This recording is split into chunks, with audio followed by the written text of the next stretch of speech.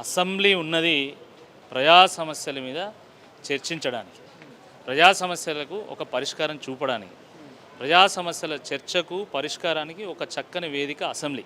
కానీ దురదృష్టకరమైనటువంటి విషయం ఏంటంటే అసెంబ్లీని ఒక పీసీసీ కార్యవర్గ సమావేశం పెట్టుకోవడానికి ఒక వేదికలాగా తయారు చేసుకున్నారు. తెల్లారులేస్తే కాంగ్రెస్ పార్టీ భజన, రేవంత్ రెడ్డి గారి భజన, దానికి మళ్ళీ స్పీకర్ వత్తాసు పలుకుడు, ముఖ్యమంత్రిని విమర్శించొద్దట. ముఖ్యమంత్రి ఏమైనా ఆకాశం చెల్లి ఊడిపడ్డా? బీఆర్ఎస్ పార్టీ ఎమ్మెల్యేలు ఎట్లయితే ప్రజల చేత ఎన్నుకోబడ్డారో ముఖ్యమంత్రి కూడా అట్లే ఎన్నుకోబడ్డాడు కదా. అంటే మీకు భజన చేయడానికి ప్రజలు బీఆర్ఎస్ పార్టీ ఎమ్మెల్యేను ఎన్నుకొని అసెంబ్లీకి పంపించిందా? ఏం మాట్లాడుతున్నారు? అసలు ప్రజాస్వామ్య స్ఫూర్తి ఉన్నదా అసలు కాంగ్రెస్ పార్టీకి? అచ్చా, అది కాదు.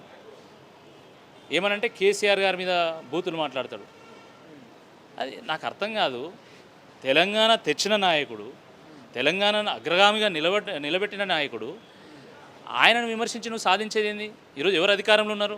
నువ్వు అధికారంలో ఉన్నావు, చేయాల్సింది ఎవరు? నువ్వు. మరి కేసీఆర్ గారి మీద ఎందుకు మాట్లాడుతున్నావు?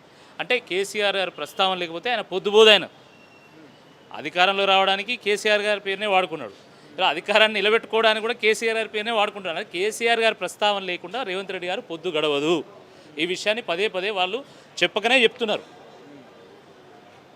కేసీఆర్ గారిని కసబ్తో పోలుస్తాడా? ఇంతకంటే దుర్మార్గం ఇంకోటి ఉంటుందా? ఒక ఉద్యమకారుని ఉన్మాదితో పోలుస్తావా? ఒక విజనరీని ఒక విధ్వంసకారుడితో పోలుస్తావా? అదే కాదండి. దేశ ప్రజల ప్రాణాలు తీయడానికి కసబొస్తే ఆత్మహత్యలు చేసుకుంటున్న రైతుల ప్రాణాలు కాపాడడానికి కేసీఆర్ గారు వచ్చిండు.